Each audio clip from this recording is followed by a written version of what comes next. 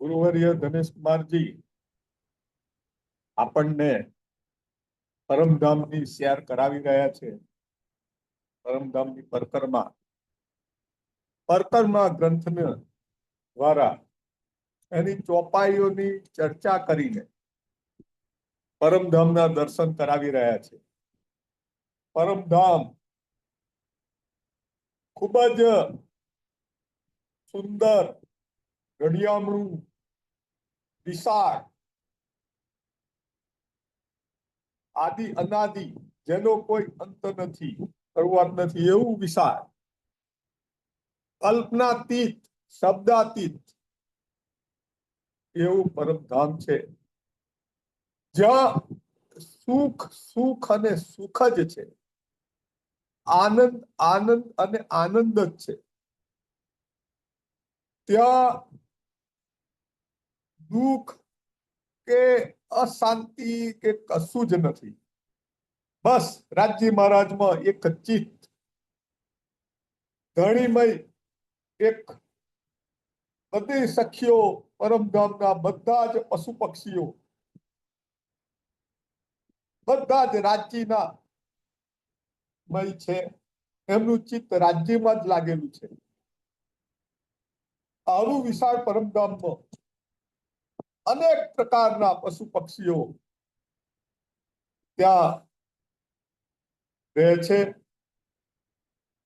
મોટા મોટા કદના પશુઓ, હાથી અને હાથી જેવા બીજા અનેક વિશાળ કદના પશુઓ પણ ત્યાં રહે છે.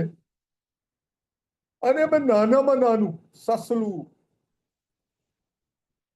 કે આવા પશુ, બિલકુલ નાના, બિલાડી, શ્વાન, દરેક પ્રકારના આ ધરતી ઉપર જેટલા પશુ પક્ષીઓ દેખાય છે એ તો ખરા જ, પણ એનાથી પણ વધારે પશુ પક્ષીઓ. કારણ કે સ્વામીજી આપણને અહીંના પશુ પક્ષીનો દાખલો આપ્યો છે ત્યાંની સમજ આપવા માટે, તે આપણના મગજમાં ખ્યાલ આવે, પણ એનાથી પણ બીજા પશુઓ છે જે અહીંયા નથી. એટલે એ આપણને અહીંયા જે છે એનો તો ખ્યાલ આપ્યો જ છે. જળચર પશુ, માછલી, મગર, જે જળમાં રહેનારા પશુ એ છે, એ પણ ત્યાં પરમધામમાં છે. આકાશમાં વિચરનારા પક્ષીઓ પણ છે. આ બધા પશુ પક્ષીઓ રાજજી મહારાજ જ્યારે ઈચ્છા કરે, જે પશુ પર સવારી કરવાની, એ પશુ એ મનની ઈચ્છા જાણી જાય અને તત્કાલ ત્યાં હાજર થઈ જાય અને રાજજી મહારાજ એના પર બેસીને સવારી કરે. સખીઓ પણ જે પશુ કે પક્ષી પર બેસવાની ઈચ્છા મનમાં કરે, એ પશુ પક્ષી તત્ક્ષણ મન વેગી દોડીને આવીને હાજર થઈ જાય અને એના પર શ્યામાજી કે સખીઓ સવારી કરે. મોટા મોટા હાથી, હાથીનો પણ ઘણા પ્રકાર, અનેક રંગના હાથી, એના ઉપર બેસવા માટે સુંદર માથા ઉપર પટ્ટીઓ લગાવી હોય, પીઠ ઉપર બેસવા માટે ગાદી લગાવી હોય, એના પર બેસીને રાજજી શ્યામાજી સખીઓ પણ એનો વિહાર કરતા હોય છે. મોટા મોટા વાઘ જાણે આકાશમાંથી ઉતરતા હોય, ગર્જના કરતા દોડતા દોડતા આવતા હોય. ઘોડાઓ ઊંચી ડોકવાળા હણહણતા, એને પણ પાંખ હોય, એના પર પણ બેસીને રાજજી શ્યામાજી સવારી કરતા હોય છે. આકાશમાં પણ ઉડતા હોય. જ્યારે આ રાજજી શ્યામાજીની સવારી નીકળે ત્યારે આ મોટે ભાગે સવારી ક્યાં હોય છે? પરમધામ રંગમહેલની પશ્ચિમ દિશામાં પશ્ચિમનું ચોગાન આવેલું છે. આ ચોગાનમાં કોઈ વૃક્ષ નથી, વિશાળ ચોગાન રેતીનું, 9 લાખ કોષ પહોળું ઉત્તરથી દક્ષિણ અને 4.5 લાખ કોષ લાંબુ પૂર્વથી પશ્ચિમ, આવું વિશાળ પશ્ચિમ ચોગાન છે. ત્યાં એક પણ વૃક્ષ કે કશું જ નથી. ત્યાં રેતી રેતી ચમકતી છે, અનેક પ્રકારની રેતી છે. આ સવારી માટેનું જ રામત માટેનું પશ્ચિમ ચોગાન છે. ત્યાં રાજ્ય અને શ્યામાજીની સવારી નીકળે, સખીઓની. અને જ્યારે સવારી નીકળે ત્યારે તો જાણે પરેડ ના નીકળી હોય. આપણે અહીંયા ગાડી 26મી જાન્યુઆરીએ કે 15મી ઓગસ્ટે દિલ્હીમાં પરેડ નીકળતી હોય જોઈ હોય છે. એ જ પ્રકારની પરેડ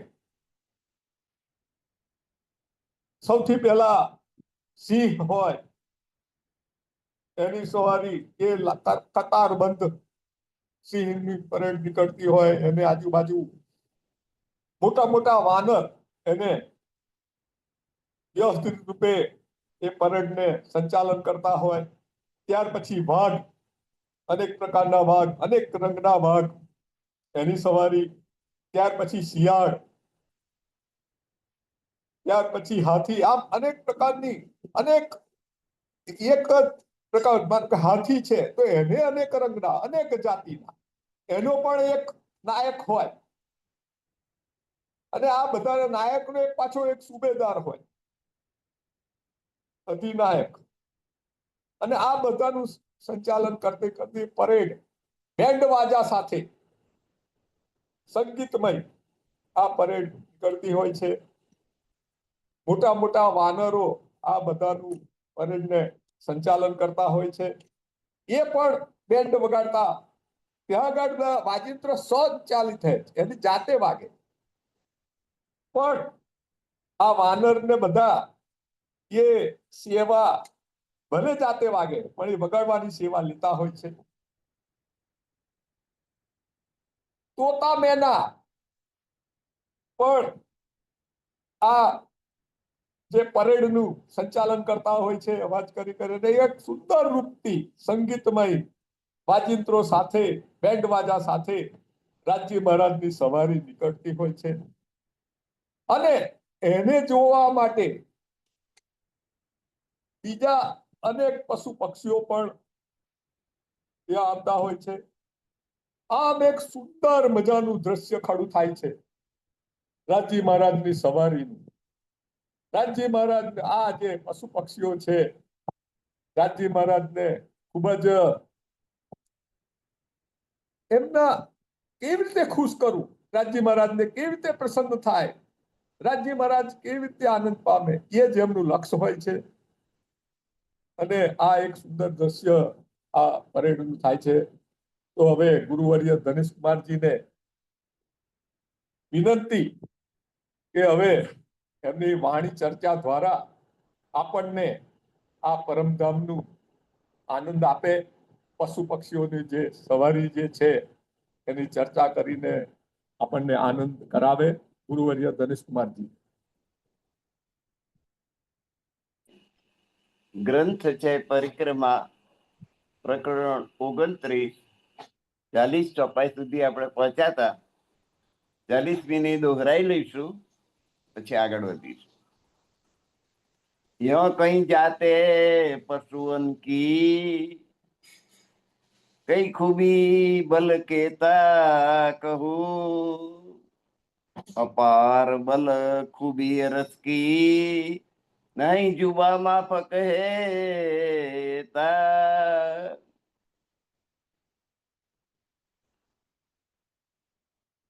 નહીં જુબા એના પ્રમાણે મારી જીભ નથી એનું વર્ણન કરવા માટે. કઈ જાતે પશુઓની, પશુઓની કેટલાય પ્રકારની જાતો છે. વાઘય પશુ કહેવાય, સિંહ પશુ કહેવાય, બકરી પશુ કહેવાય. એટલે પશુઓની કેટલી જાતિઓ છે, એની દરેકની ખૂબી જુદી જુદી. એમની ખૂબી, કલાત્મકતા અને બલ એનું કેટલુંક વર્ણન કરું. અપાર બલ ખૂબી રસ કી, પરમધામની ખૂબી છે, વિશેષતા છે, કલાત્મકતા છે, તેમ જોવાનું ના હોય. અને એમનું બળ અપાર છે. નહીં જુબા માફક તા આટલું જે છે એનું વર્ણન કરવા માટે એને માફક આવે એવી જીભ મારી પાસે નથી. કઈ જાતે હે જાનવર, પશુઓની કેટલી જાતિઓ છે. ચલતે આગે ઉડત, જેમ વિમાન અદ્ધર થાય ને પેલું જમીન ઉપર ચાલે, ધીરે ધીરે ધીરે સ્પીડ પકડે ને કેમ કરતા કરતા કરતા કરતા અદ્ધર થાય. એ જ પ્રક્રિયા અહીં છે કે કઈ જાતે જાનવર ચલતે આગે ઉડત, ચાલતા ચાલતા ચાલતા ચાલતા પછી હવામાં થઈ જાય, એટલી ઝડપ પકડે કે આ અદ્ધર થઈ જાય ને હવામાં ઉડવા માંડે. કઈ લેવે ગુલાટિયા, કેટલાય પશુ પંખીની તો ટેવ જ એવી હોય કે જે ગુલાટો મારે. દાખલા તરીકે વાંદરું છે, માકડું છે, તો એવા પ્રાણીઓ ગુલાટો મારે છે. એક ખેલ કરત, અને એ પ્રમાણે રાજી મહારાજને રીઝવવા માટે જુદી જુદી ક્રીડાઓ કરે છે. છોટે છોટા યા બડે બડા, નાનામાં નાનું પ્રાણી હોય તો એના પ્રમાણેનું એ ક્રીડા કરે, મોટું પ્રાણી હોય તો એના પ્રમાણે કરે.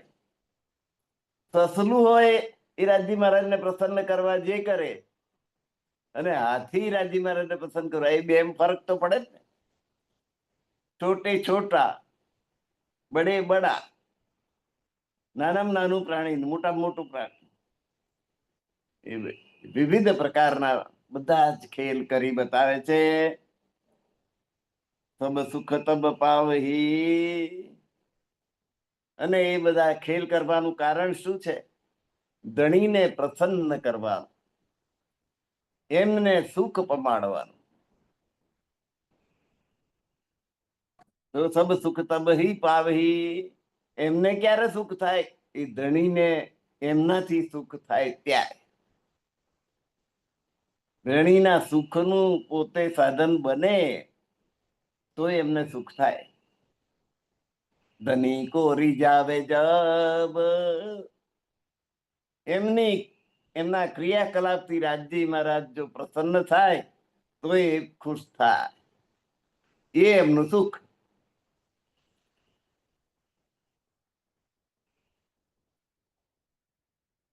કઈ મુખ બાની ઉચ્ચરે,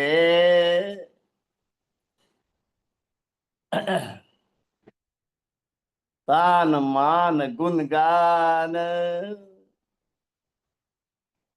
રાગ આલાપીને કેટલાય પક્ષીઓ ટૌકા કરે, મધુર અવાજ કાઢે,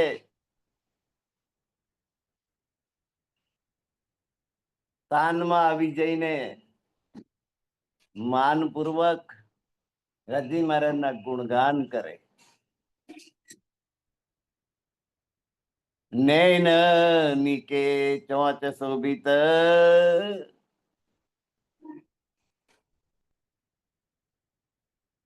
બે આંખોની વચ્ચે ચાચ,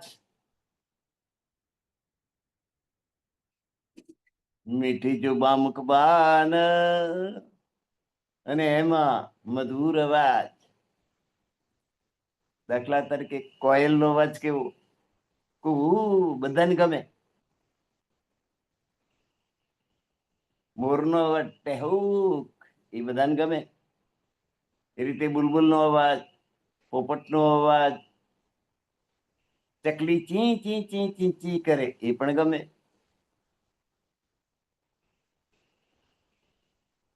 જો આ પક્ષીઓ કે પશુઓ ના આપ્યા હોત ને, એકલા માણસો જ હોત ધરતી પર, તો એમનું જીવન શુષ્ક થઈ જાત. ના જીવનને આનંદદાયક બનાવવા માટે રાજી મહારાજે બધાની રચના કરાવી છે. પરમધામની 12,000 બ્રહ્માંગનાઓ જે ખેત જેવા ઉછરી રહી છે, એ ખેત તદ્દન એવો ના હોવો જોઈએ કે એમના દિલ ઉદાસ થઈ જાય. આપણે બહાર ફરવા નીકળીએ, જો આંખ ખુલ્લી રાખીએ તો કેટલાય પશુ પક્ષીઓ એમની દૈનિક ક્રિયા કરતા હોય. સવારમાં ઉઠીને એમાં એમનો અવાજ, એમનો કલરવ આપણને સાંભળવા મળે,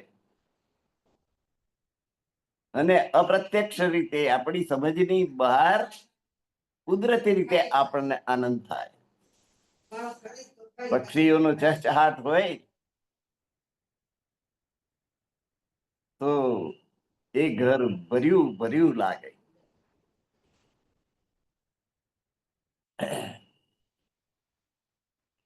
આઠો જામ કરત હૈ.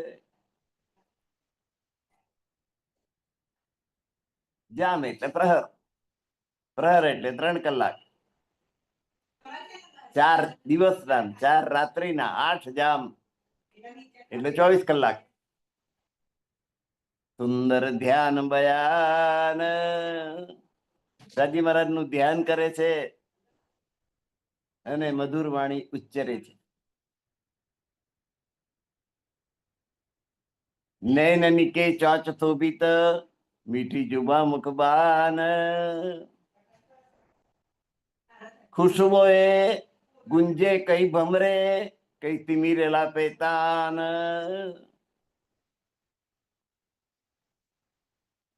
તો નૈન નિકે અણિયાળી આંખો, લાંબી અને અણિયાળી આંખો હોય એ સુંદર ગણાય છે. પુરુષની ગોળ આંખો હોય, સ્ત્રીઓની લાંબી આંખો હોય. લાંબી ના હોય તો છેવટ પેલી મસ્કરા કરીને લાંબી દેખાડી કે મારી આંખો લાંબી છે, હું સુંદર છું. દરેક જણ હું સુંદર છું એમ દેખાડવા પ્રયત્ન કરતું હોય છે, પુરુષ હોય કે સ્ત્રી હોય. નહીં તો ભાઈ શું કરવા વાળ કપાવે, શું કરવા આવી ટોપી પહેરે, શું કરવા સફેદ જબ્બો પહેરી અને એની ઉપર પાછું આ લાલ બંડી પહેરે, ખેસ નાખે, ચાલ્લા કરે, સારા દેખાવા માટે. કે કોઈ આપણને જોઈ નાકરું મચકોડે નહીં, હા હા હા આવો કદરૂપો માણસ અહીં ક્યાંથી આવ્યો. એટલે જરાક છીએ એવા છીએ, એમાં કોઈ ફેરફાર નથી થવા. પણ બીજાને નફરત થઈ જાય એવું રૂપ લઈને કોઈની પાસે જવું એ સામાજિક પ્રદૂષણ છે, સમાજની દ્રષ્ટિએ યોગ્ય નથી. આંખમાં પિયા વર્યા હોય, કાનમાં મેલ હોય, નહે અઠવાડિયું થઈ ગયું હોય, શરીરમાંથી દુર્ગંધ આવતી હોય, નાકમાંથી લફરા લબડતા હોય, મોઢામાંથી લાળ ટપકતી હોય, આવું નફરત કે જુગુપ્સા ઉત્પન્ન થાય એવું સ્વરૂપ લઈને આપણે કોઈને પણ સામા મળીએ તો એને આપણે ગમીએ નહીં. એનું મન આપણને જોઈને જુગુપ્સા ઉત્પન્ન કરે અને એને જે દુઃખ થાય એના પાપના ભાગીદાર આપણે થઈએ. એટલે જેવું રૂપ છે આપણું એવું એને પણ સજાવીને, સ્વચ્છ રાખીને, નહીં ધોઈ ચોખ્ખા રહીને કોઈને જુગુપ્સા ઉત્પન્ન ન થાય એટલું તો કરવાની આપણી ફરજ બને છે. નાઈ ધોઈ શરીરને સ્વચ્છ રાખો તો કોઈ રોગ થાય નહીં, સ્કિન ડિસીઝ ના થાય, કંજવાળું ના ઉપડે. વલુર તો એવી છે ને, માણસ વલુર વલુર જ કરે ને એ જેમ વલુર એમ વધતું જાય. ચામડીના રોગો એવા, ખસ છે, ખુજલી છે, દાદર છે, એવા સોરાઇસિસ છે, ચામડીના ઘણા રોગો છે. એટલે ચામડીના ડોક્ટર પાસે જવું પડે. હવે એ વલુરે તો એ બધો મસાલો ક્યાં આવે? એના નખમાં આવે. અને મોટે ભાગે જે કામ જમણા હાથે, જે જમણેરી હોય જમણા હાથે કરે, ડાબેરી હોય ડાબા હાથે, વલુરવાનું કામ. અને એ ગંદકી બધી નખમાં ભરાય. એ જ હાથે પાછું તમે જમવા બેસી જાઓ, હાથ ધુઓ તોય નખમાંથી તો નીકળે નહીં. બ્રશ લઈને બધા નખ સાફ કરીને પછી જમવા બેસો, એવું કોણ કરે છે? જરીક હાથ ધોયા ના ધોયા, પાણીથી પલાળી દીધા એટલે પત્યું, પછી જમવા બેસી જાઓ. એટલે એ બધું જંતુયુક્ત કચરો પેટમાં જાય અને પેટમાં જઈને એ પગ પ્રસારો કરે. એ જંતુઓમાં વૃદ્ધિ થાય અને જાત જાતના ભાત ભાતના રોગ ઉત્પન્ન થાય. પછી ડોક્ટર પાસે જવું પડે, દવાઓ લેવી પડે, ઇન્જેક્શનો લેવા પડે. એ બધું આપણી જ ભૂલોનું પરિણામ આપણે ભોગવવાનું આવે. એટલે જેટલી સ્વચ્છતા રાખો એટલા તમે સ્વસ્થ રહી શકવાના છો.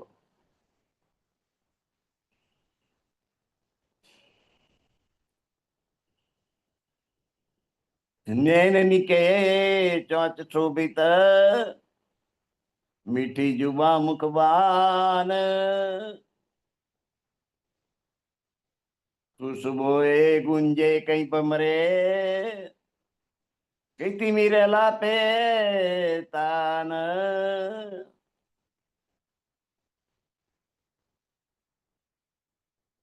અણિયાળી બાકી, લાંબી આંખો, નૈન, પછી ચાંચ, પક્ષીની બે આંખોની વચ્ચે ચાંચ આવે, એ સુંદર લાગે છે ચાંચ. એમાં પોપટની ચાંચ તો કેવી બાકી હોય.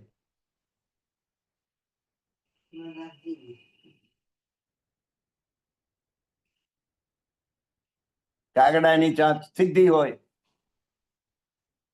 એમ દરેક પક્ષીની ચાંચ જુદી જુદી, જુદા જુદા પ્રકારની. મીઠી જુબા મુખબા, અને એમના ટૌકા દરેકના જુદા. ચકલી ચીંચી બોલે, કાગડો કાકા બોલે, કોઈ કુ કુ બોલે, મોર ટેવુક ટેવુક બોલે. આ તો જે બે ચાર નું આપણને આવડે એટલું કહીએ છીએ, પણ દરેક પક્ષી જુદી ભાષા બોલે. જાત જાતના ભાત ભાતના પક્ષી છે, દરેકના અવાજ જુદા જુદા. એટલે કવિએ કહ્યું, શાને આ રંગ જુદા જુદા, ચકલીનો રંગ જુદો, પોપટનો રંગ જુદો, ઓલા મોરલાના રંગ જુદા જુદા. શાને આ રંગ જુદા જુદા. ખુશબોએ ગુંજે કઈ ભમરે, પછી ભમરો, ભ્રમર કાળું આટલું નાનું જીવડું હોય, એ દરેક ફૂલ ઉપર બેસે. મધમાખી દરેક ફૂલ ઉપર બેસે અને એનો રસ ચૂસી લે અને એ લઈને એકત્રિત કરે, જેને આપણે મધ કહીએ છીએ. અનેક પુષ્પોનો અર્ક એમાં આવી ગયેલો હોય. એ મધ એના બચ્ચા માટે બનાવે, પણ આપણે તો એવા સ્વાર્થી ને કે એના બચ્ચા રહે બાજુ પર, આપણે ખાઈ જઈએ. પછી તો મધ ઉછેર કેન્દ્ર થઈ ગયા. મારા ખેતરની નજીક જ આખું ખેતર એ આટલા આટલા બનાવટી પૂડા બનાવીને મૂકેલા છે ને એમાં મધમાખી આવીને મધ ભરે ને પછી આ ઠાલવી દે. અને પછી એ મધના બોટલ ભરી ભરી 500 રૂપિયાનો આટલો બોટલ આપે છે. એક બિઝનેસ ચાલે છે. માણસ તો એવો બુદ્ધિશાળી છે ને, મધમાખીનું બધું છીનવી લે છે. મધમાખી કઈ કોર્ટમાં ફરિયાદ કરવા જાય કે આ મારું જ મહેનત કરેલું છે ને આવું લઈ જાય છે? બહુ બહુ તો ડંખ મારી દે કોક વખત જો મેર પડી જાય.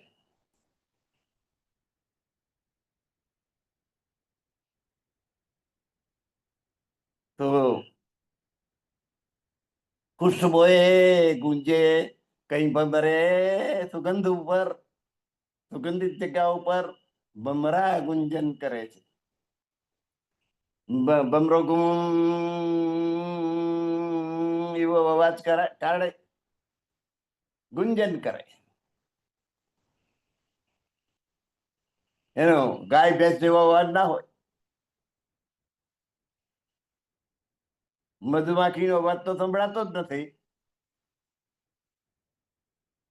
બહુ ઝડપથી વધારે પ્રમાણમાં ઉડી હોય તો કદાચ ખબર પડે.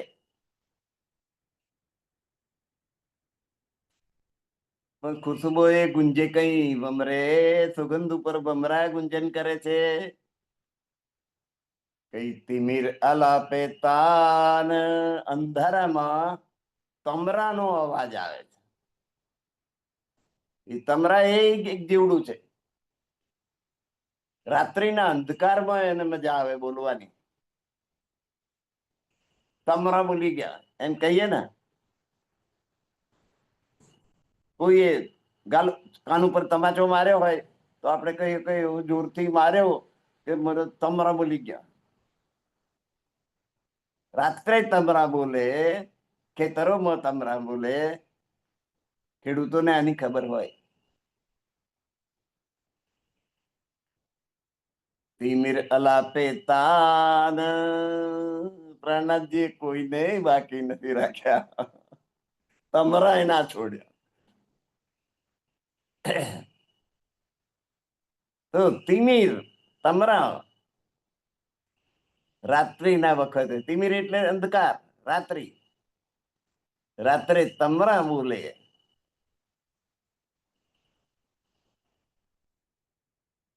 આસમાન છાયા પંખીઓ, એટલા બધા પંખી છે કે આકાશમાં ઉડી રહ્યા છે. એને લીધે આખું આકાશ ઢંકાઈ ગયું. એટલા બધા પંખી. આસમાન છાયા પંખીઓ, વિવિધ પ્રકારના પંખીઓ આકાશમાં ઉડી રહ્યા છે. એનાથી જણે એક આવરણ ના થઈ ગયું હોય. આસમાનમાં આખું છવાઈ જાય. સબ ખૂબી દેખાવત, બધા પક્ષીઓ પોતપોતાની કલા બતાવે છે રાજી મહારાજને. આપ અપની સાધના, પોતે જે સાધના કરી હોય, જીવન દરમિયાન જે પ્રાપ્ત કર્યું હોય એનું પ્રદર્શન તો કરવું પડે ને. સબ ખેલ કી સાધન, બધાએ પોતપોતાના કલા કૌશલ્યોનો પરિચય આપે છે. बिना हिसाबे वाजित्र પડે એક તાલી ગોર. બિના હિસાબે એટલે અપાર, અપરંપાર જાત જાતના ભાત ભાતના વાજિત્ર છે. પણ બધા એક સૂરમાં વાગે. એક તાલી એટલે એક સૂરમાં બધાનો. ભજન બેઠું હોય અને આખી મંડળીના 15-20 મેમ્બર હોય તો તબલાના તાલ પર તાલી પાડે તો બધાનો એક અવાજ આવે. જુદું જુદું 15 જણ જુદી જુદી તાલી પાડે તો પેલો તબલા વાળો બંધ થઈ જાય બિચારો કે આ શું કરો છો તમે. તબલાના તાલ સાથે તાલી પાડવાની. એ તો આ ભજન મંડળ વાળા બધાને આ આવડી જ ગયું હોય, ભાઈઓ હોય કે બહેનો હોય.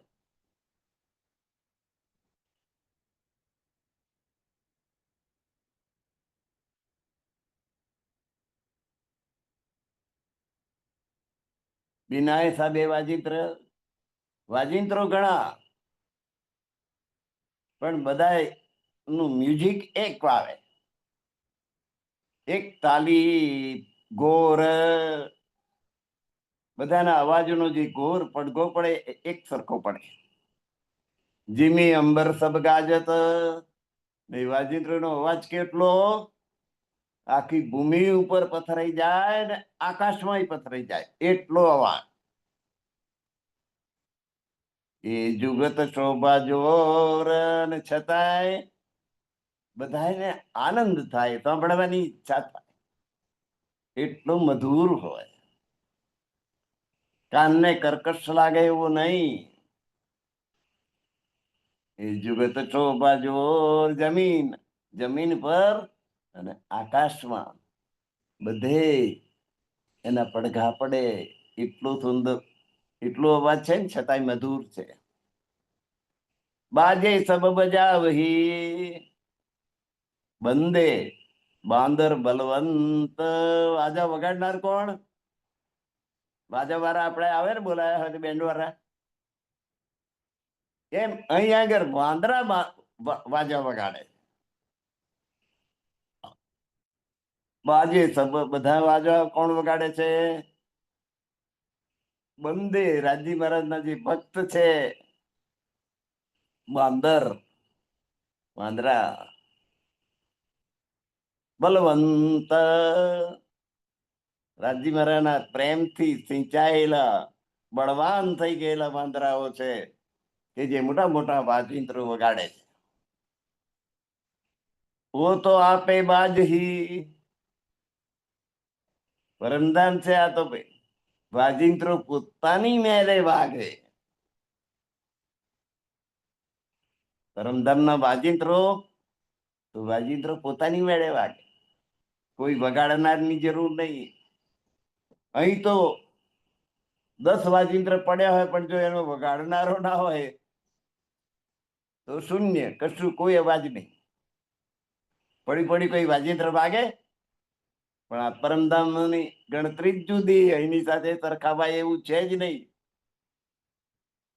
વાજિંત્ર તો પોતાની મેળે વાગે છે. ઓ તો આપે બાજી, પર એ સેવા પણ વાંદરાઓ એ સેવા કરવાની ઈચ્છા કરે છે કે વાજિંત્રો વગાડવાની સેવા અમારે કરવી છે. એની ઈચ્છા પૂરી કરવા માટે વાંદરાઓને એ સેવા કરવા દેવામાં આવે છે, વાજિંત્રો વગાડવાની. નહીં તો પરમધામમાં તો વાજિંત્રો પોતાની મેરે વાગે, ધણીને રાજી કરવા માટે. પર એ સેવા ન છોડ, પણ વાંદરા આ સેવાને છોડતા નથી. બાજે આપે ચલહી, પર પશુ સેવા કો ઉઠાય. આ વાજા પોતાની મેરે ચાલે, અસવારી પશુ પંખી એની સાથે સાથે વાજા એની મેરે ઉડે આકાશ.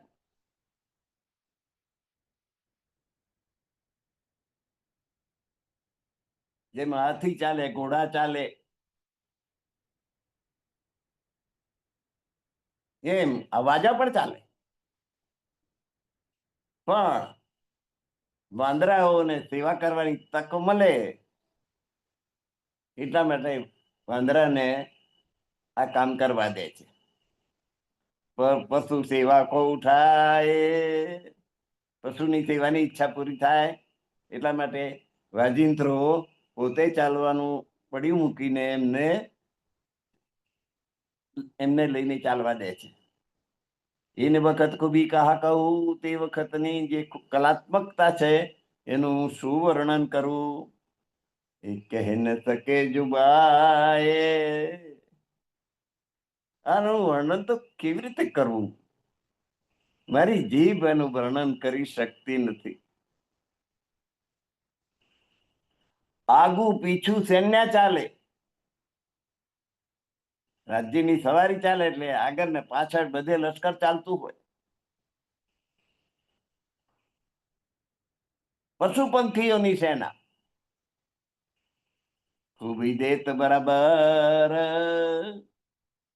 અને સેના એવી રીતે ચાલે. પરેડ જોઈ છે ને, આપણી મિલિટરીની પરેડ ટીવી પર આવે છે, કેવા એક તાલ, બધાનો ડાબો પગ જમીન પર પડે તો બધાનો પડે,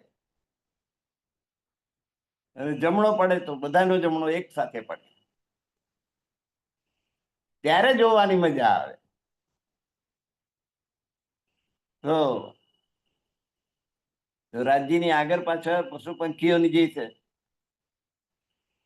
પેચી સેના ખૂબી દેત બરાબર, એ બરાબર આ રીતે એક સાથે ચાલે. જો દાએ બાએ મિસલે કોઈ છોડે ના ક્યાંય કર,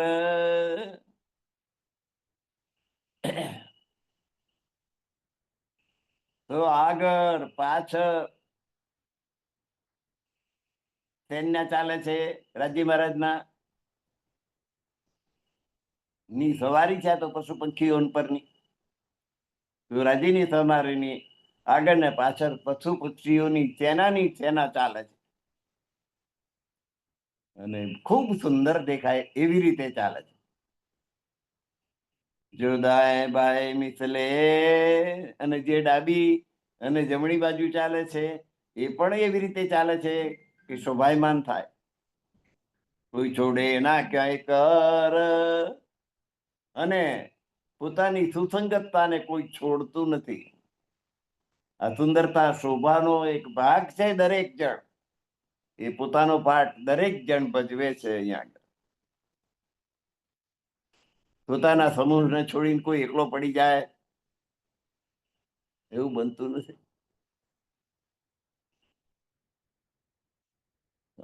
એ તો વરઘોડામાં હંગાતે નીકળ્યા હોય ને તોય કહો તો મોટરસાયકલ થી આગળ જઈને ઉભા રહી જાય, જણે આટલું ના ચાલી શકતા હોય એવા લોકો હોય. પરમધામના પશુઓ પણ એટલા હોશિયાર છે કે રાજી મહારાજની સવારીની સાથે સાથે આગળ પાછળ જમણી બાજુ ડાબી બાજુ એક સરખી રીતે શોભાયમાન થાય તે રીતે પરેડ કરે છે, ચાલે છે. અસવારી સભે શોભાવત, રાજી મહારાજની સવારીને બધાએ શોભાવવા પ્રયત્ન કરે છે. મિસલ અપની જાન, હર જાતે ફौज अपनी लेके ચલે સબ સમાન. જેટલી જાતના પશુઓ અને પક્ષીઓ છે એ બધા પોતપોતાની ટુકડીઓ લઈને, ફૌજ એટલે સમુદાય, દાખલા તરીકે હરણ હોય તો 200 હરણ હોય તો 200 ભેગા થઈને એમાં જોડાઈ જાય, એટલે એને આ ફૌજ કહીએ. હર જાતે જેટલી જાતના પશુ પક્ષી છે એ બધા પશુઓ પક્ષીઓ પોતપોતાની ટુકડીઓ લઈને, ફૌજ લઈને, સમુદાય પોતાનો સમુદાય નક્કી કરીને કે આપણે અહીં આ રીતે ચાલવાનું છે એ રીતે ચાલે. ચલે સબ સમાન, કે કોઈ એકલો પડી જાય ને પાછળ રહી જાય, કે કોકને કાંટો વાગ્યો ને બેહી ગયો, એવું નહીં. એ બધું અહીં ऐसे बड़े हाथी अरस के, આ જ પ્રમાણે પરમધામના હાથીઓ બહુ મોટા મોટા છે. ફીલ કે છે મોટા મોટા હાથી. ऐसे बड़े हाथी अरस के, और बड़े कई पशुअन, हाथी ઉપરાંત ગેડા, ઊંટ, એવા બીજા પણ મોટા મોટા પ્રાણીઓ છે. જીરાફ, આ બધા મોટા મોટા પ્રાણીઓ. ऐसे बड़े हाथी रथ के, और बड़े कई पशु, બીજા કેટલાય મોટા મોટા પશુઓ, જેતા પશુ પંખી અરસ કા, પરમધામના જેટલા પશુ પંખીઓ છે તીન સબો અસવારીમાં, બધાને અસવારીમાં ભાગ લેવાનો મન છે. અને મન છે એટલે ત્યાં તો મન સાર્થક થઈ જાય. મન છે એટલે જોડાઈ જાઓ. ભાઈ તમારે નહીં આવવાનું એવું રાજી મહારાજ કોઈને કહેવાના છે? અસવારી પશુ પંખી પક્ષીઓ પરમધામના જેટલા છે બધા એને આમાં જોડાવાની છૂટ છે.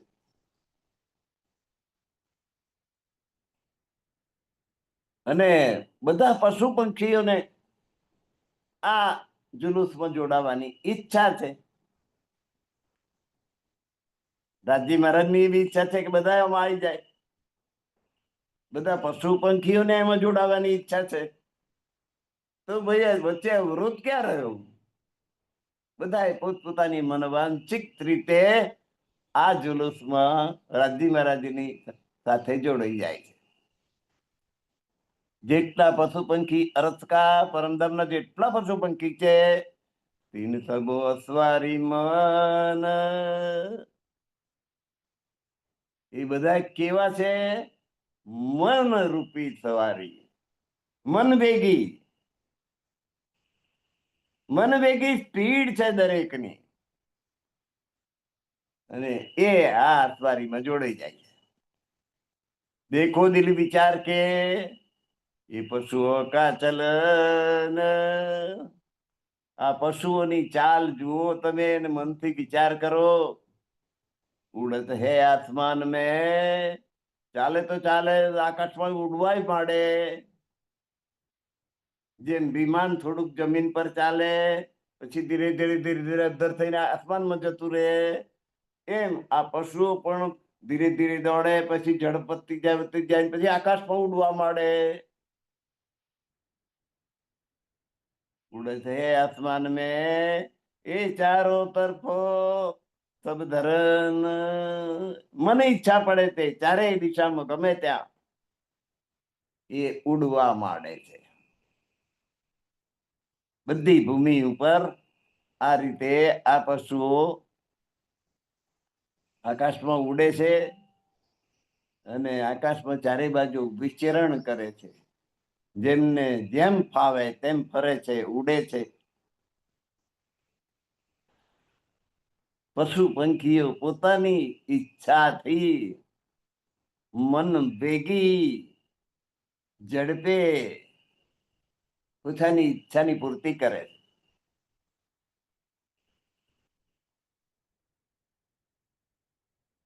ऐसे तबे लश्कर તુમાર નહીં બલ,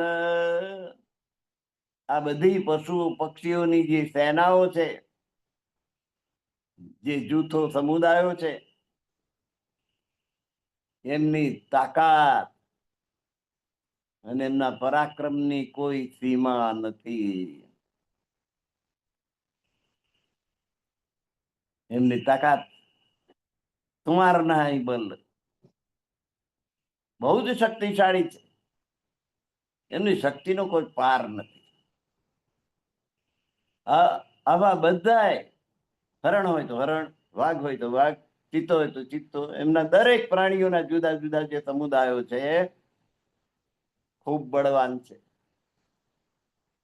કારણ કે રાજી મહારાજની અમી દ્રષ્ટિ પડે છે દરરોજ એમની ઉપર, એમના સિંચેલ છે.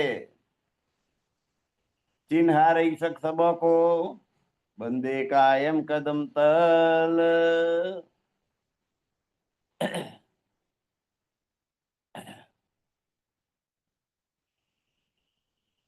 ચિન્હાર ઈશક સબકો, અને રાજી મહારાજના પ્રેમને જે પામી ગયા છે, ઓળખી ગયા છે,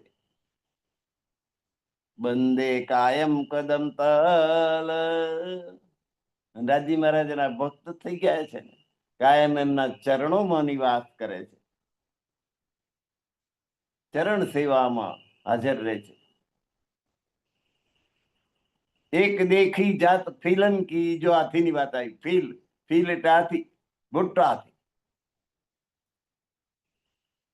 તીન ફીલો જાત, અને એક માત્ર એક ફીલ એટલે હાથીની વાત કરીએ તો તીન ફીલો જાત, તો હાથીઓની જાતો અનેક કહેવાય હાથી. પણ એમાં અનેક જાતિ, કઈ રંગો, કેટલા એના વિવિધ પ્રકારના રંગોના હાથી, કોઈ લાલ હાથી, કોઈ લીલો હાથી, કોઈ ભૂરો હાથી, એમ વિવિધ પ્રકારના રંગના હાથી, વિવિધ પ્રકારનું રૂપ, કોકની આંખો આવીને કોકની કાન આવા, કોકનું નાક સુડાવી, એમ વિવિધ પ્રકારના રૂપ ધરાવનાર હાથીઓ ના અનેક સમુદાયો, અનેક રંગોના હાથી, અનેક રૂપવાળા હાથી. કાલો કહું વિવેક, એનું વર્ણન ક્યાં સુધી કરું? આ તો વાત પરમધામની છે. આ જીભથી વર્ણન કરી શકાય એમ નથી.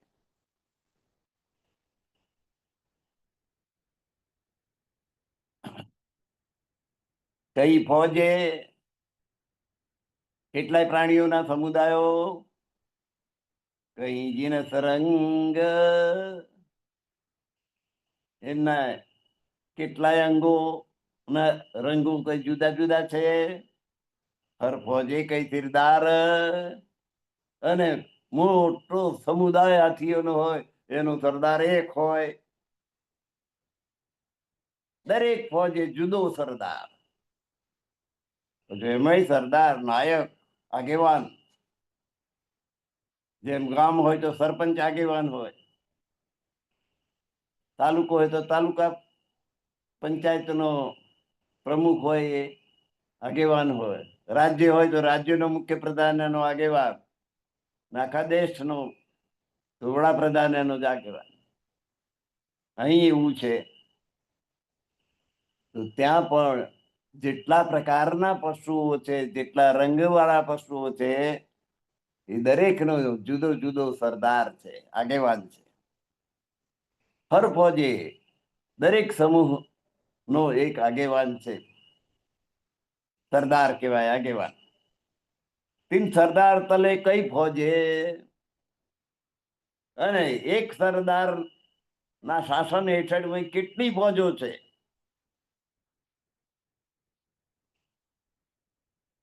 જેમ કલેક્ટર હોય તો એના હાથ નીચે કેટલાય તાલુકા હોય, અને તાલુકા પંચાયતનો પ્રમુખ હોય, એના હાથ નીચે કેટલી ગ્રામ પંચાયતોના સરપંચો હોય. એમ ત્યાં આગળ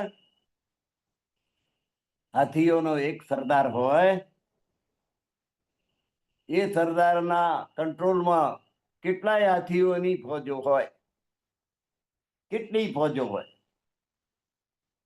તેને એક ફોજ કો નામ. હવે એક ફોજનો માપ કાઢી શકાય એમ નથી, તો આ બધાયનું આપણે શું કરીએ? એક સરદારના હાથ નીચે અનેક ફોજો હોય, આમાંની એક ફોજનું ગણતરી, એનું બળ, એની વિદ્યા, એની ચતુરાઈ, એની સુંદરતા, એની શોભા, એ કશાયનો અંદાજ આપણે લગાવી શકીએ એમ નથી. તો આ બધાયનો અંદાજ આપણે કેવી રીતે લગાવીએ?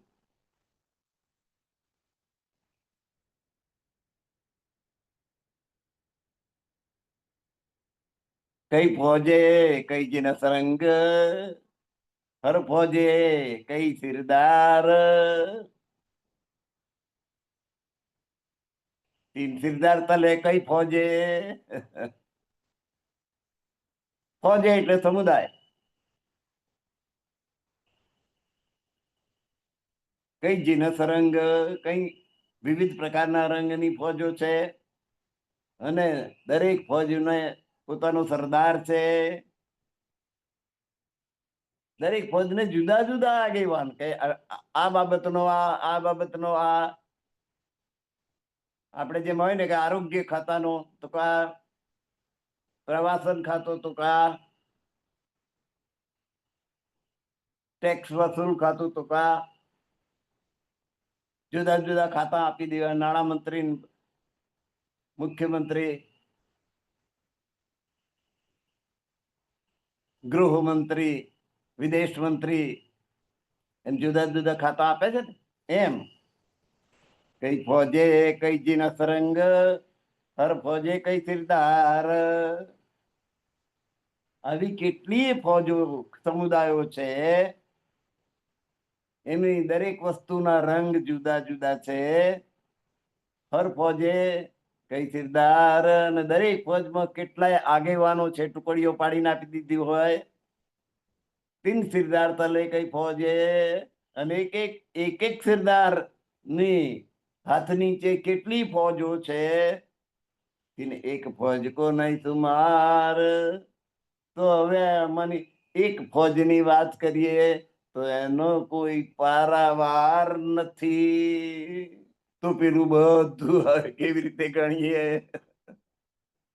એક ફોજનું જ વર્ણન કરી શકાય એમ નથી.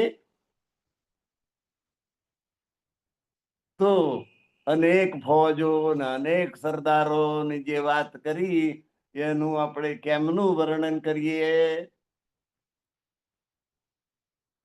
ફોજ ગીનો દિલ અપને.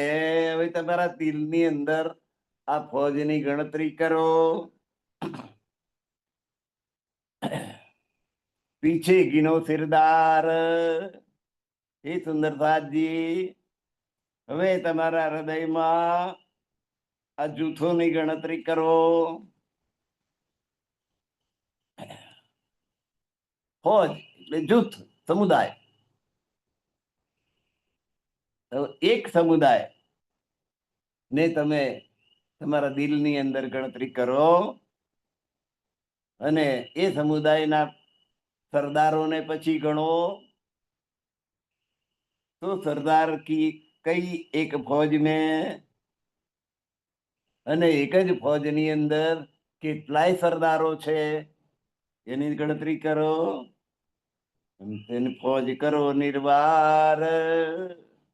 અને આ રીતે એક ફौजની ગણતરી કરીને એનું માપ બરાબર કાઢી લો. યહ ગિનતી ન હોય એક જાત કી. એક જ ફौजની ગણતરી કરી શકાય એમ નથી.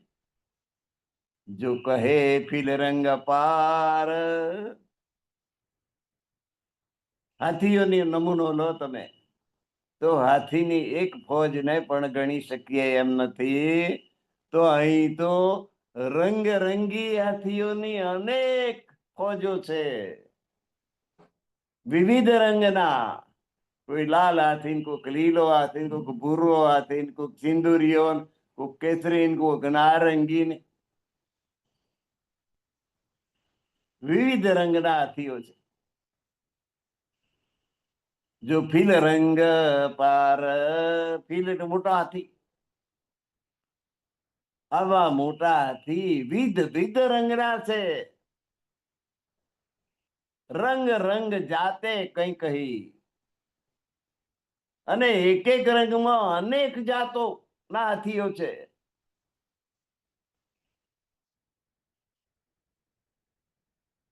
તો કન હોય તુમાર. તો આ બધાનું વર્ણન કરવું એ આપણા હાથની વાત નથી. એનો સુમાર કાઢી શકાય એમ નથી. આ બધું અપાર છે. આપણું પરમ ધામ અપાર, ભજી લે રાજ શ્યામા. જે અપાર છે એને તમે શું ગણતરી કરવાના?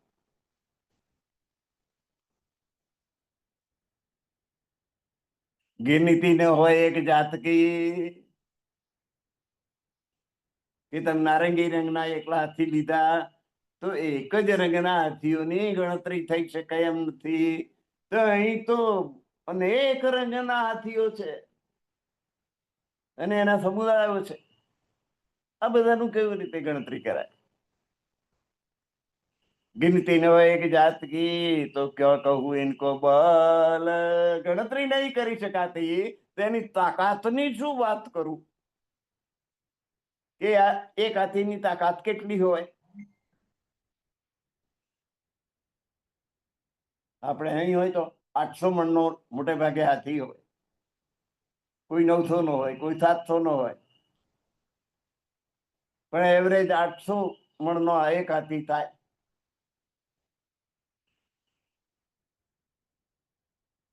આ પરમધામ એના હાથીની ગણતરી નથી કરી શકાતી, તો એના વિશેની વધારે વાત કેવી રીતે થાય? એની તાકાતને વર્ણન કેવી રીતે કરી શકાય? એક ચીડિયા ઉડાવે કોટ બ્રહ્માંડ. એક ચીડિયા એટલે એક ચકલી આવા કરોડો બ્રહ્માંડોને ચાંચથી ઉડાવી દઈ શકે એટલી તાકાત ધરાવે. પરમધામની એક ચકલી આપણા જે 14 લોકના બ્રહ્માંડ, પૃથ્વી એકલી નહીં, પૃથ્વીની સાથે સાથે 7 પાતાળ, અતલ પિતલ સુતલ તલાતલ રસાતલ મહાતલ પાતાળ, અને પૃથ્વીની ઉપર સ્વર્ગલોક, મહરલોક, જનલોક, તપલોક, સતલોક, ઉપરના 7, નીચેના 7, 14 લોકોનું આખું બ્રહ્માંડ એને એક ચકલી ઉડાડી દેશે. એવી તાકતવાર પરમધામની ચકલી. એક ચીડિયા ઉડાડે, એક બ્રહ્માંડ નહીં, કરોડો બ્રહ્માંડો ઉડાડી દે. તો કોણ બલ ફીનો? હવે ચકલીની આટલી તાકાત, તો ત્યાંના પેલા હાથીની વાત કરીએ એનું શું?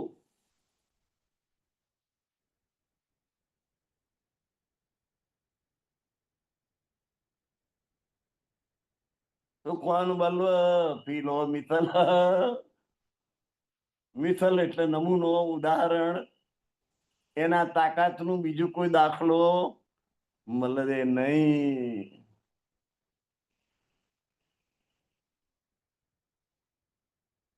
इन सब फीलों को पाखरे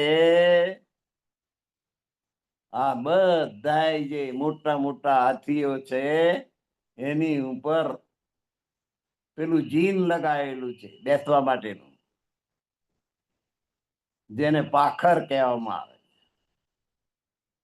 ઉપર પાથરણું હોય ને, માણસો સારી રીતે બેસી શકે, ખૂંચે નહીં, થાકી ના જાય, એને જીન કહે છે અથવા પાખર કહે છે.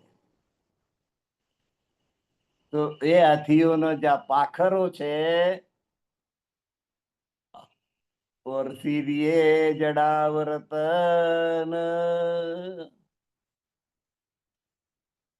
અને હાથીના આગળના ભાગમાં અહીંયા આગળ રંગબેરંગી કાચની પટ્ટીઓ બાંધવામાં આવે છે સુંદર દેખાડવા માટે.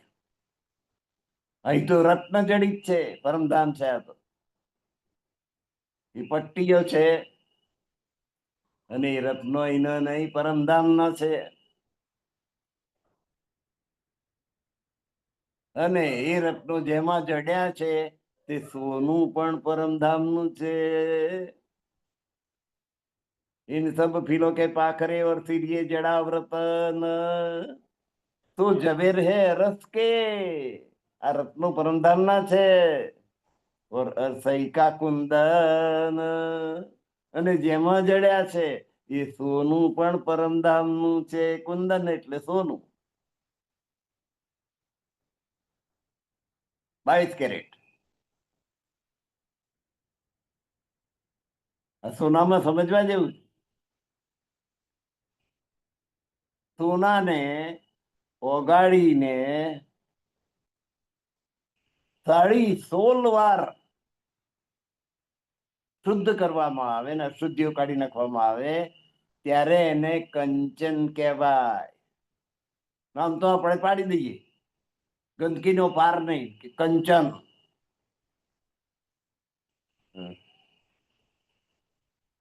16 વાર એટલે 16 વાર પૂરેપૂરું, અને 17મી વાર અડધું પરીક્ષા કરવાની. તપાવીને ઓગારી નાખે અને ગારી નાખે.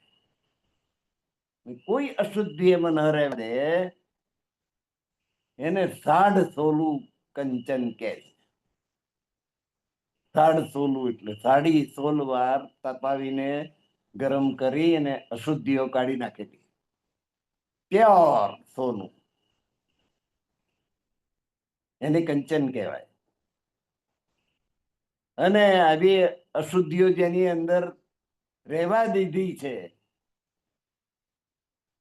જેને આપણે 24 કેરેટનું નહીં પણ 22 કેરેટનું સોનું કહીએ, એને કુંદન કહેવાય.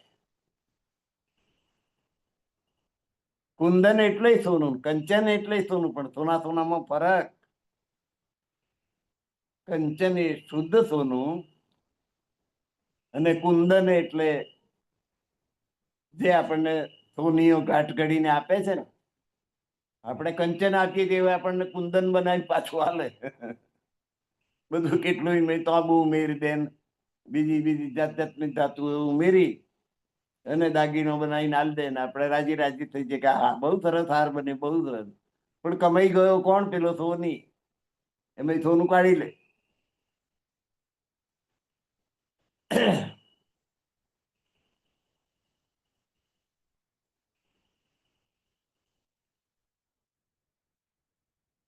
પ્યોર કંચન, સાડ સોલું કંચન એટલું બધું નરમ હોય, એમ થોડું વરી જાય. ને દાગીના બનાવ્યા હોય તો થોડાક જ વખતમાં બગડી જાય, વાંકા ચૂકા થઈ જાય. એટલે દાગીના બનાવવા માટે સોની એમાં તાંબુ છે, ચાંદી છે, એ બધી વસ્તુ ઉમેરે.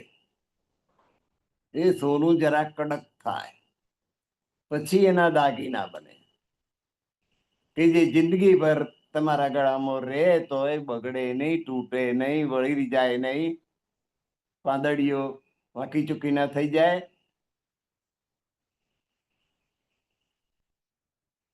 એ પૈસા લે કંચનના, પણ તમને આપે તારે કુંદન હોય. એટલે કંચન અને કુંદન વચ્ચેનો ફરક તમને મેં કહ્યો.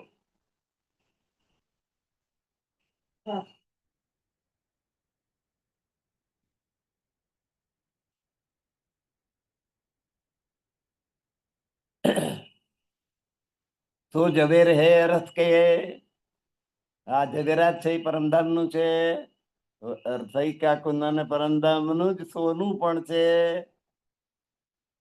ઓર સબન કી ક્યાં કહું, એ એક કહી મેં જાત, મેં આ એક જાતની જ વાત કરી, બાકીની બધી જાતિઓની વાત હું કેવી રીતે કરું? એ कैसी शोभा लेत है, दे दिल देखो साक्षात. તો હજુ તો મેં હાથીઓની એક જાતની જ વાત કરી, પણ હાથીઓ તો જાત જાતના ભાત ભાતના જાતિઓ છે, હાથીઓ છે. તો આ બધાનું વર્ણન હું કેવી રીતે કરું? આ એક નમૂના ખાતર એક હાથીની વાત કરી. એ કેસી શોભા લેત હે, એ ભાત ભાતના જાત જાતના હાથીઓ છે, બધા ની શોભાની વાત કરવાની હોય તો કેવી એની સુંદરતા હોય. દિલ દે દિલ દેખો, સે તમારા દિલથી વિચારી જુઓ. દિલ દે દેખો સાક્ષાત. એક જ જાતિનું વર્ણન કર્યું, બધી જાતોનું વર્ણન થઈ શકે નહીં. એટલે એને તમે તમારા દિલમાં વિચાર કરી જુઓ. अब और जात की क्यों कहूं, जो है फिलो से बुजरक.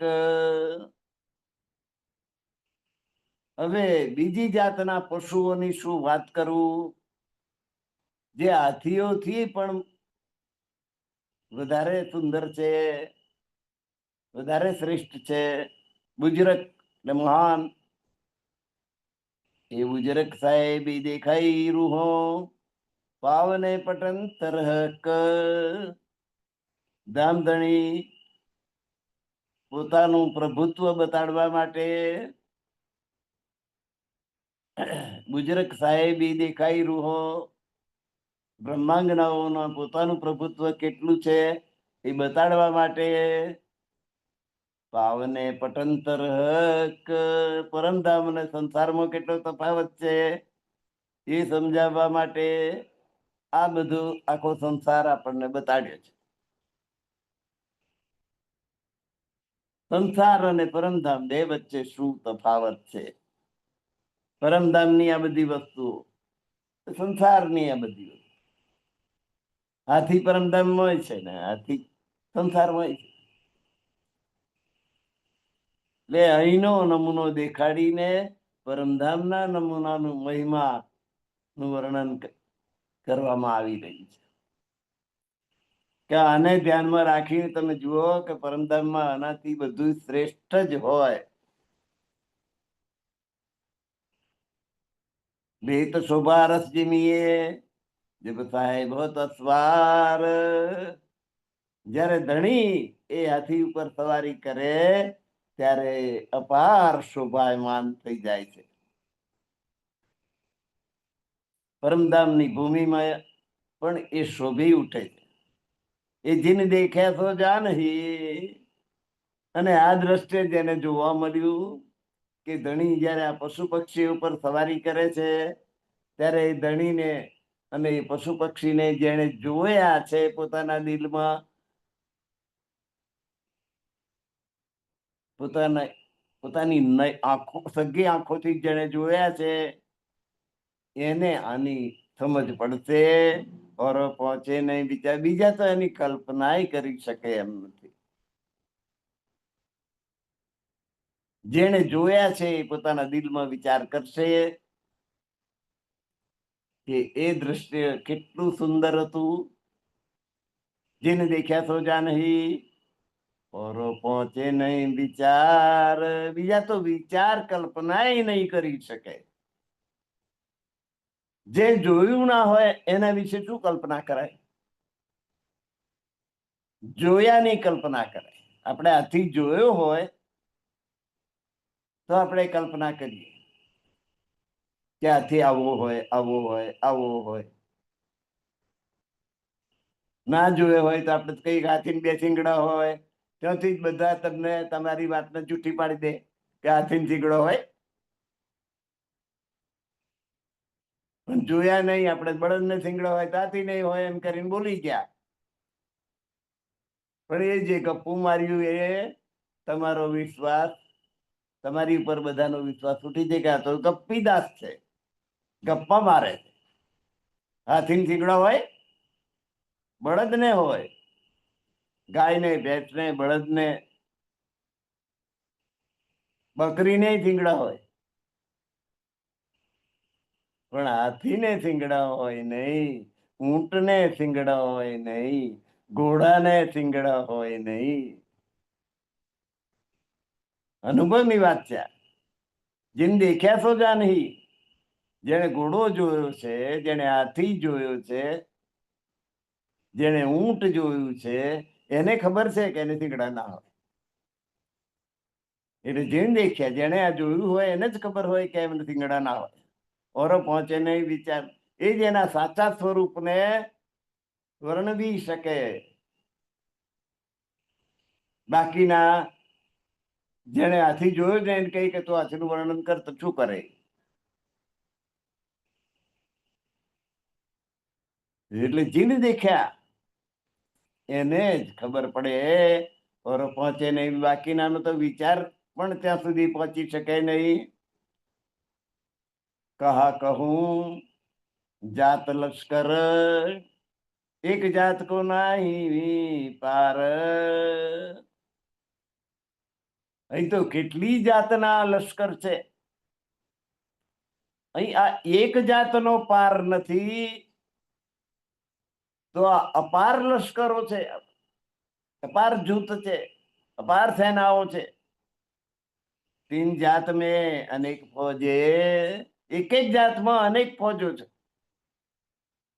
ઊંટ તો ઊંટમાં અનેક, હાથી તો હાથીમાં અનેક, બળદ તો બળદમાં અનેક, ઘોડો તો ઘોડામાં અનેક જાતો, એમ બધા પશુ પક્ષીઓની અનેક જાતો છે.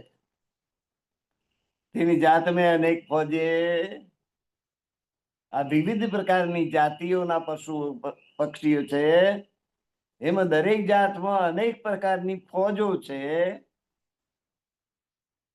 એક ફોજ કો નહીં શુમાર, એમાંથી એક ફોજ લઈએ ને તો એનો માપ કાઢવું અસંભવિત છે. અપરંપાર મોટી છે, અપરંપાર સંખ્યા છે, ગણ્યા ગણાય નહીં એટલા પશુઓ છે. શું કરવું હવે? તો આ બધાની ગણતરી કેવી રીતે કરવું? તીન હર ફોજો કઈ સાહેબિયા, હર ફોજો એટલે દરેક પ્રાણીઓનો જે સમુદાય છે એનું પોતપોતાનું પ્રભુત્વ છે. કરે પાતશાહીઓ અનેક, અને અનેક પ્રકારે શાસન કરે છે, સત્તા ચલાવે છે. તીન પાતશાહીઓ કી ક્યો કહું, એ જે સત્તા ચલાવે છે, વહીવટ કરે છે, એનું શું વર્ણન કરું? લવાજમે વિવેક, વિવિધ પ્રકારની વેશભૂષાઓ ધારણ કરે છે અને આ સમુદાયમાં ચાલે છે. જબ ચલે શેર જમીન કી, જ્યારે જમીન ઉપર સૈર કરે, જમીન ઉપર પ્રવાસ કરે,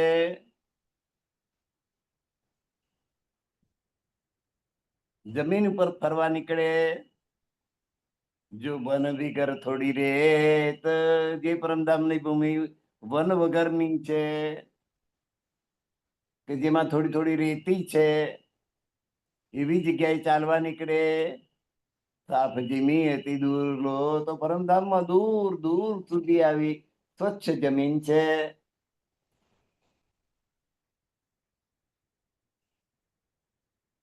તરફ પશ્ચિમ કી સુપેત, પશ્ચિમનું ચોગાન જેને આપણે કહીએ છીએ પરમધામમાં, એની વાત આવી કે દૂર દૂર સુધી એમાં રેતી પથરાયેલી છે. કોઈક 2 ખૂણી છે, કોઈક 3 ખૂણી છે, કોઈક 5 ખૂણી છે, અને હીરાકણીની બનેલી રેતી છે. સામાન્ય પથરાનો ટુકડા ન હોય, એ હીરાકણીની રેતી છે ને એ પથરાયેલી છે પશ્ચિમના ચોગાનમાં. અને એકદમ ઉજળી ઉજળી પ્રકાશમાં એવી રેતી છે. પશ્ચિમ કી સુપેત, ઈત દૂરલો વન હે નહીં, દૂર દૂર સુધી વન નથી, રેતી જ રેતી છે. બહોત બડો મેદાન, અને પશ્ચિમનું મેદાન બહુ જ મોટું છે. એ અસવારી હોય ઇસહી તરફ, રાજી મહારાજની સવારી જે પશુ પંખી ઉપર થઈ છે, આ રેતી તરફ આવે છે. જબ કબુ કરે સુભાન, જ્યારે રાજી મહારાજ અસવારી કરે પશુ પંખીઓ ઉપર, ત્યારે આ રેતી તરફ પશ્ચિમના ચોગાન તરફ આવે છે. મેદાન અતિ દૂર લો, દૂર દૂર સુધી મેદાન છે, ક્યાંય વન વૃક્ષ કે એવું કઈ છે નહીં. દૂર દૂર અતિ દૂર, દૂર સુધી, એથી દૂર, અતિ દૂર, 3 તબક્કા પાડ્યા. દૂર, એથી દૂર, પછી અતિ દૂર. અતિ દૂર સુધી એ રેતી જ રેતીનું પશ્ચિમનું ચોગાન છે. બહુ મોટું છે.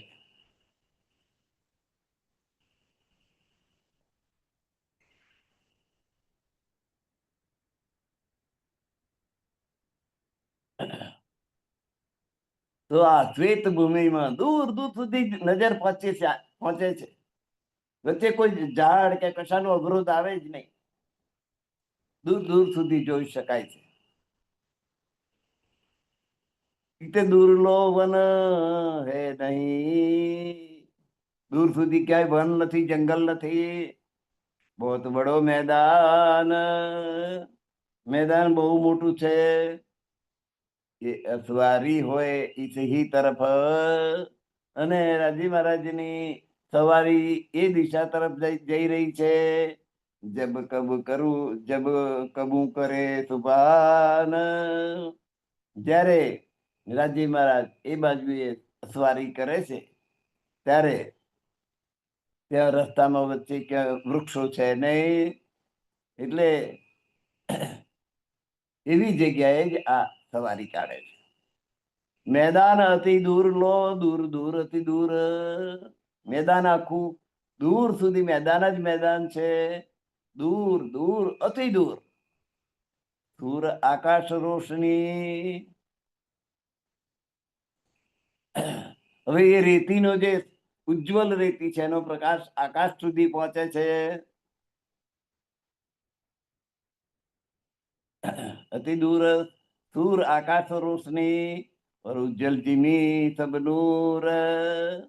અને જે આ ભૂમિ છે રેતી વાળી, એનો જે પ્રકાશ છે એ સૂર્યના પ્રકાશને પણ મુકાબલો કરે છે, એની હરીફાઈ કરે છે એવું લાગે.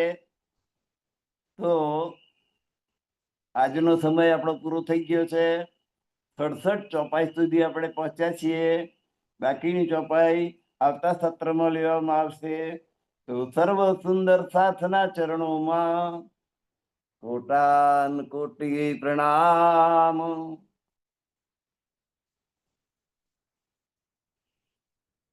સુંદર સાધજીના ચરણોમાં કોટાન કોટી પ્રણામ. પ્રણામ સુંદર સાધજી. પ્રણામ. ગુરુવર્ય દિનેશ કુમારજીના ચરણોમાં કોટાન કોટી પ્રણામ. સર્વ સુંદર સાથને પ્રણામ. આ આખા કાર્યક્રમનું સંચાલન પ્રવીણભાઈ વૈદ્ય સાહેબ કરી રહ્યા છે, એમને અમારા પ્રણામ.